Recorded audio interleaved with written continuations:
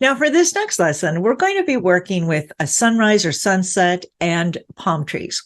So what's great about that is that you'll learn more about the water to color ratio, keeping it very simple, using student grade paints and paper, and also trying to move that color so it has a nice seamless transition. The other thing that we'll be doing is when we do the palm trees, if you hold your brush too close to the tip, then you're drawing it on and it's going to look a little too labored and overworked. So you're going to walk your hand further up the handle there so it's a little bit more floppy. And then we're going to create our palm fronds. It's a lot of fun. I think you're really going to enjoy this. So let's get started. For this painting, what we're going to be doing is using student grade paints and paper. And the basic idea is that we're going to create a sunrise or sunset with some palm trees. And if you want, you could even put a little island in the back or put it in the foreground. But basically, what we're going to do is create that purple or blue sky with our sunset right in the middle. Now, starting with my paper, I want to make it nice and wet so I can get the color to move. I could use a big brush, get the surface nice and shiny, or if you don't have one, you can use a smaller brush. Just get some water on it, and then we're going to apply it to the surface so it's really wet. I'm going to use a nice blue and take it right along that water line and let it spill into the clean water. Now, I don't want the colors to mingle too much and get muddy, so I'm going to keep the blue along the top and actually along the bottom, while leaving a big white space in between. I'm going to go ahead and add a little yellow in the center, but I don't want it to touch the blue or the purple, otherwise it's going to turn into a funny, weird color. So what I think I'll do first is take maybe a magenta, something nice and kind of purpley, not purpley, but pinkish. Pinkish is what I'm looking for. Pinkish or reddish, because when that mixes with the blue, it's going to turn more purple. Now, you don't have to do it this way. I just wanted to give you a nice gradiated wash, if that's possible on this. Okay, so I'm still leaving that great big space in between. And then I'm going to take a yellow, and we'll see how this works, because this is different than the paper I usually work on. So I'm taking the yellow, bringing it right in the middle, and it's going to take some time for this to dry. So that's why we're doing this first. And then I'm going to go ahead and mix it like that. Let the color run. And some areas, if they're dry, I'm going to come back and add a little more water. I'm going to keep the blue in the blue area. Just like that. It'll also have a tendency to lift. This is a little tricky. But what we're trying to get is some nice gradiated washes. And even if it gets a little brown down there, that's okay. So I'm lifting it up. You can see the shine on the surface, how wet that is. Now I'm trying to go this way and this way, because if I can go this way, that's fine. But I don't know how much I want it to mingle together. We can do it that way. So just play with it. Okay, and just basically babysit it, and that, I think that's going to be really pretty. Now, if I want to, I'm going to go ahead and hold it up, let some of that pink come down, and then if it comes down too far, I might turn it around and do this. Now, I do this with my adult students all the time. It's on different paper, but what's challenging for most of them is understanding the amount of water on the surface. So it's still super shiny. Now I need to wait for that to dull down. And then in the meantime, make a palm tree. I'm looking for a scrap piece of paper. I'll use something like this. Okay, so this is just one way of doing a little palm tree. And it's going to look different if you have a round brush like this. And let's see, we go ahead and just go like that. Make a big, and brush down. Do you see I just go in one stroke like that and brush down with the very, very tip?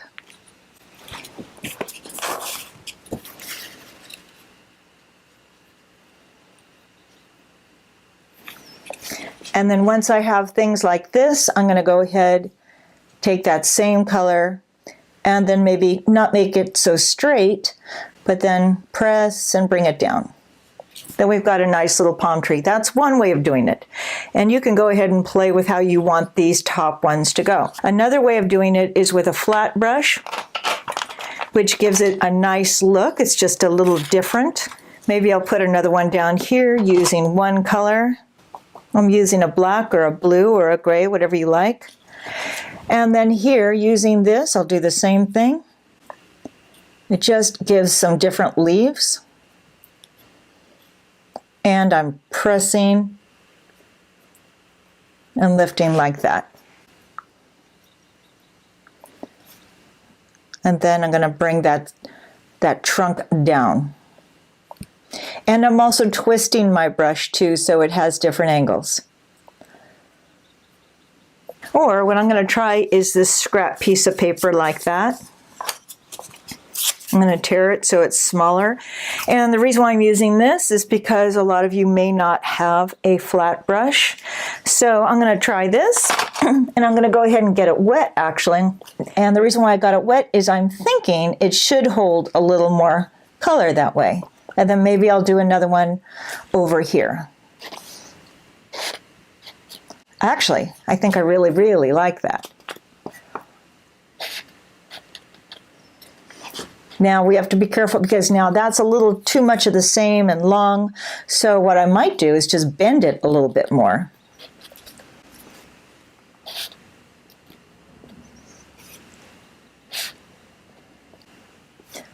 So I'm scooting it, you know, like scoot like that, and then dab, dab, dab. So we have different things that we can do.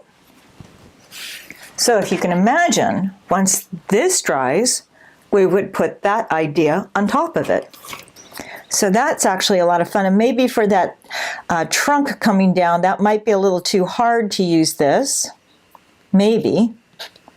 So if it is, I'm going to go back to my regular brush and just make that come down.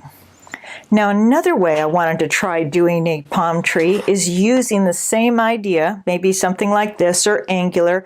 It's whatever you like best. I kind of like that really jaggedy edge right there over that. I think that is just fun how that happens. So what I'm going to try is using just my plain paper like this, dipping it in the water, thinking about the same idea. Now I've never done this, I just want to try it. And let's see, maybe I'll go ahead and just dab a few of these on with just water.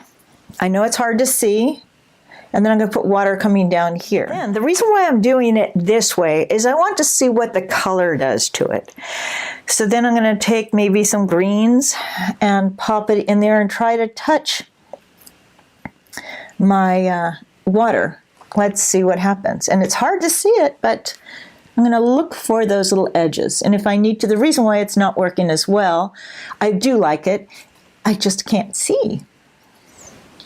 So maybe, now that I have an idea where it's going to go, I'll just use more water, like that. Get a bit more color on my brush.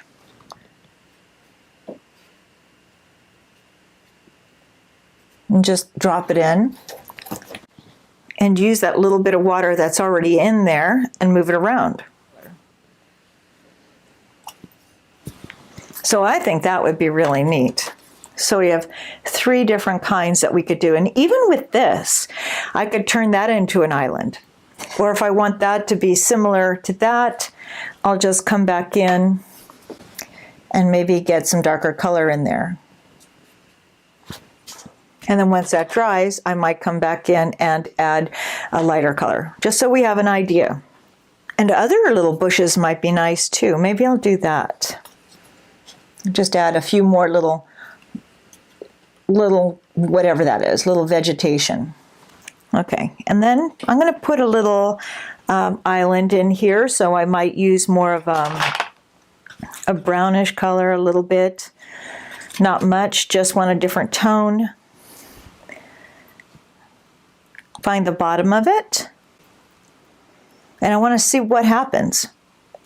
Maybe wiggle my brush a little bit, so this will be the shore down here. I always have fun touching the edge and watching that color run, so I'm going to go ahead and do that. Maybe I'll add a little more over here. Just fill that in. I think I want to add more of that blue water down here. And I like the edge that it created like this, because that doesn't look so drawn on. It looks really nice and natural. So I think I'm going to go ahead right down here, and I'm going to press and change my stroke. Let's see what happens. So that could be some water there. So what's really interesting for me about what we're doing is usually I'm much more controlled over what we do. I actually really like this. Maybe add some of that ocean color right here. And I'm going to try to put it in up in this area. Now I'm afraid to go over all of my trees, otherwise, because that color is going to run and I might not have those edges. So I'm just staying away from it up there. And maybe I'll just touch a few of those edges with the water. Maybe I'll even bring a little bit over here. Okay, so I'm going to let this one dry just a little bit more. So I'm going to put that over on the side. And then while that's drying, I'm going to go back to this one and put those little palm trees in there, either with a round brush or a flat brush or a piece of paper, whatever you think. And I'm trying to decide, where do I want to put them? Do I want to put them all in one spot, or maybe make them go around? Or if I think that this is too big, I can always tear it in half. So let's see. I'm just going to go ahead and pop it in there. I'm not going to really... Let's just see.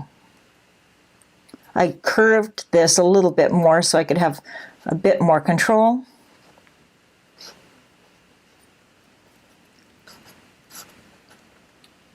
This is one of those things that I think you will amaze your friends.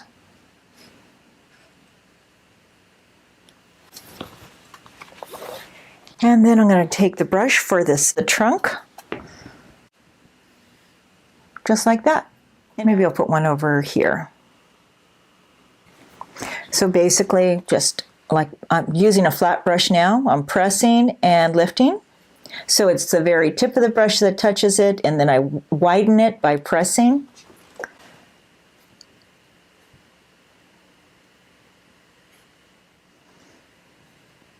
And we can do that with so many different colors too. But I just noticed what I was doing here is I was afraid because of where I stopped with my color. So I was trying to stay within that spot, and then my shape got a little weird. So it's important to bring it right off. Let's get that little stem down there. Now this could be fun by putting 3 in a row, or, you know, just have fun. I'm sure you are. And let's see, maybe I'll just do another one in the middle. This would be fun, and have maybe even like little, you could put umbrellas down on the bottom or something, or chairs. And then I'll just bring this down. Super easy palm trees. That works really nicely, and now I need to put them on the beach or something. So I'm going to go ahead and maybe just put the bottom in.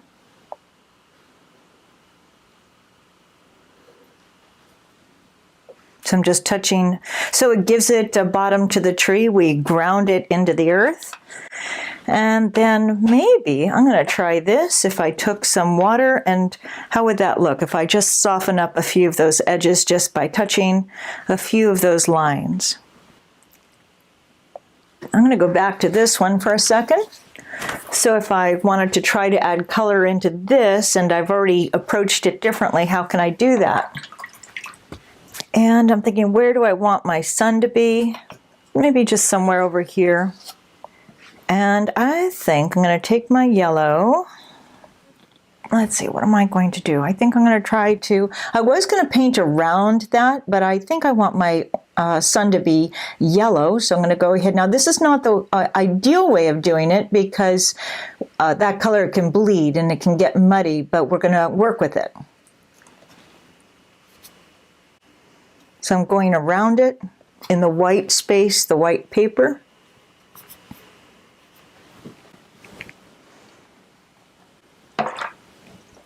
And maybe I'll add a little bit of my pink or red into your yellow. I'm thinking if I maybe add some of that around my yellow so it can go ahead and just look like a sunset or sunrise.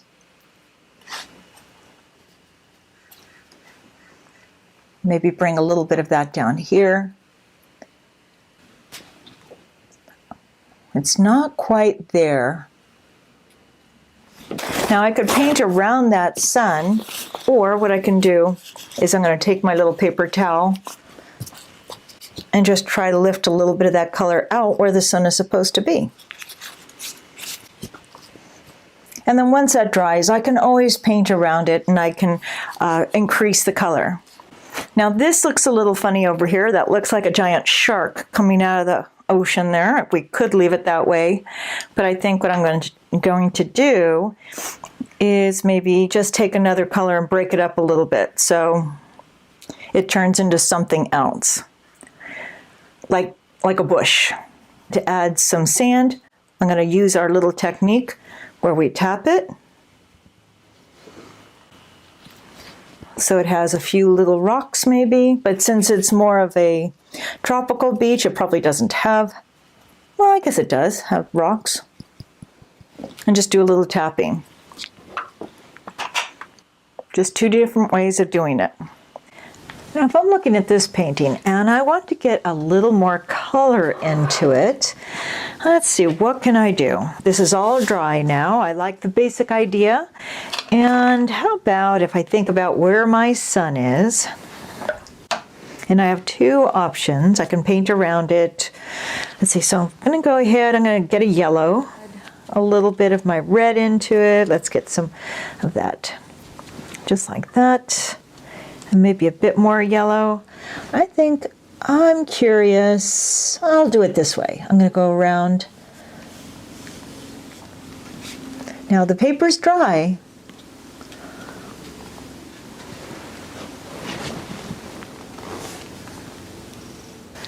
Just like that.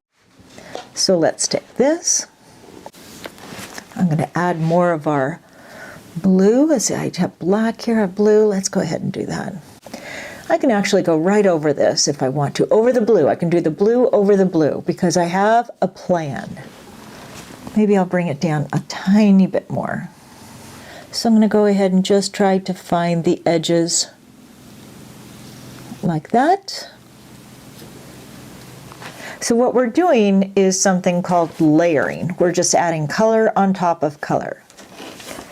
The sun is over here. I want to get the shadows in. So I'm going to go ahead, take this, and I'm going to go ahead and I'm going to put some shadows just like that. I'm dragging it down to the ocean. So that way it looks like the sun's over here, our trees are here, and these are the shadows. I'm going to get a little more color in there. Even come back in, maybe add a little more color to my water, not much. Now I'm going to let that dry. So this should be dry. I'm going to feel the surface. If it feels cool, then it's going to run and it won't give me exactly what I want. But I think I'm going to go ahead and use a flat brush, or I could use that little piece of paper, or you can use a round brush. But if I use one this big, it's going to put a big stroke on. So I might go down to a smaller size brush if I want to have more control. Flat piece of paper or the round brush. So I'm going to go ahead, thinking sun is back here, we have our sunset and our shadows go in this direction, but I'd like to get, I want those trees to stand out. I'm going to give it like this is the shadow side. We're on the shadow side. So I'm going to go darker with my color. You can even take a little bit of a black or a blue if you want. Let's go ahead and get that in there. And I'm just going to follow what I've already got. So I'm just going to go here. Just like that. Or you could use your paper. And I also like to just touch the paper like that with a flat brush, because then we get these nice little lines.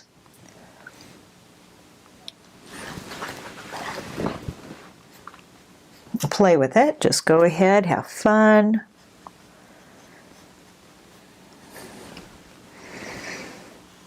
And then I'll bring that down. Let's get maybe I think I'm going to switch over to a round brush, one that is round like that. Bring that down. Do the same thing over here. Now that tree stands out. And I'm going to use my round brush over here so we can see the difference. And over here, let's do that. I'm making strokes. Now, if you have strokes like, that's because this brush is round. And if you want it to be more tapered, you're going to have to lift as you do that. Lift. Or we can have strokes like that, which is a flat brush. Round, round with lift. This is with a flat brush. Or we can use the paper and just see what we can come up with. Let's go ahead and clean that up.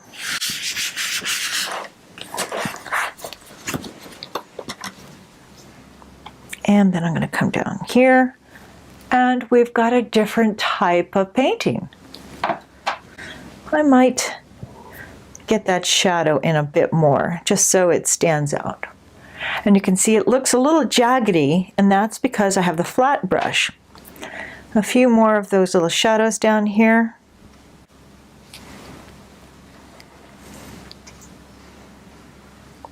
And call it done. Well, thank you so much for joining me today, and I hope you learned something new and challenged yourself and had a great time. So until next time, have fun and happy painting.